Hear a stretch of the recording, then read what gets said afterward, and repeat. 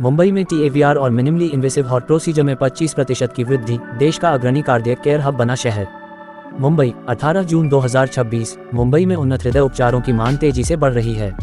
शहर में transcatheter aortic valve replacement TAVR और अन्य मिनिमली इन्वेसिव कार्डियक प्रक्रियाओं में साल दर साल 25% की वृद्धि दर्ज की गई है।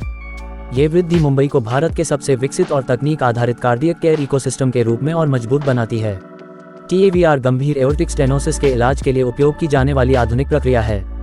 ये बीमारी मुख्य रूप से 60 वर्ष से अधिक आयु के लोगों में पाई जाती है। इसमें हृदय की एओर्टिक वाल्व संकरी हो जाती है, जिससे शरीर में रक्त प्रवाह बाधित होता है।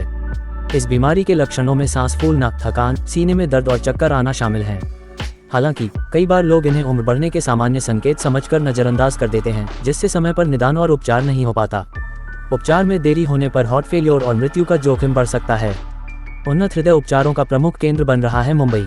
स्ट्रक्चरल हार्ट डिजीज के प्रति बढ़ती जागरूकता और बेहतर डायग्नोसिस के कारण TAVR की मांग लगातार बढ़ रही है।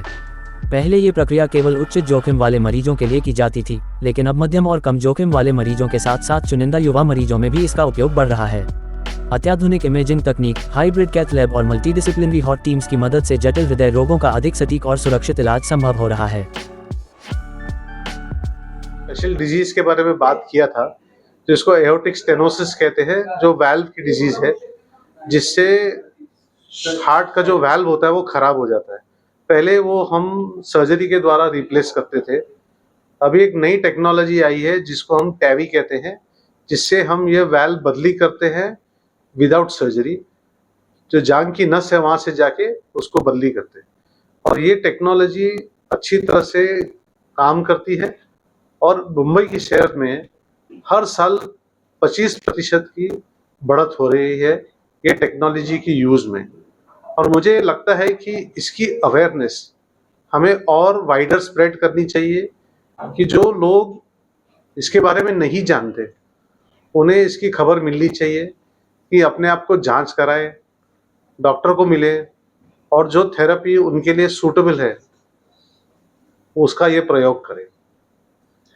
इसके अलावा अवेयरनेस के तौर पे क्या कुछ मैसेज देना चाहेंगे लोगों को, ताकि जिनको नहीं पता है वो ज़्यादा इसको कनेक्ट करें, और इसका इलाज कितना संभव है वो माने?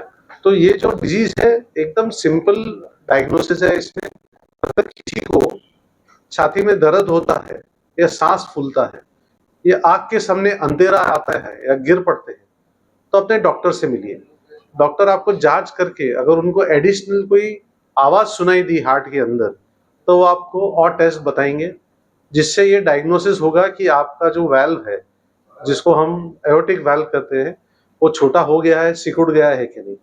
और इसकी ट्रीटमेंट एकदम सिंपल है, सर्जरी या तो जो मैंने बताया विदाउट सर्जरी वाल्व बदली किया जा सकता है। और ये सब में हो सकता है, यंग में भी हो सकता है, मिडिल एज में भी हो सकता है, हाई एज में भी हो सकता है। और ये प्रोसीजर का रिस्क एकदम कम है, तो इसका लाभ उठाना जरूरी है। और इस डिजीज का अवेयरनेस होना, और ये ट्रीटमेंट ऑप्शंस अवेलेबल है, इसका आप हमें मदद कर सकते हैं इसे दूर दूर पहुंचाने के लिए। अब तक का क्या रेशो है कि कितने मरीज इससे ठीक हुए हैं? What's that? Do you know exact statistics? 4,500 this year, but TAVIs. this year, and annually I'm saying, and till now roughly 25,000. जब से ये थेरेपी चालू हुई है, इस थेरेपी का लाभ कम से कम 25,000 लोगों ने लिया है। और देश में हर साल 4,500 TAVI हो रहे हैं, और एक्सपेक्टेड है कि ये 25 से 30% हर साल बढ़ेगा।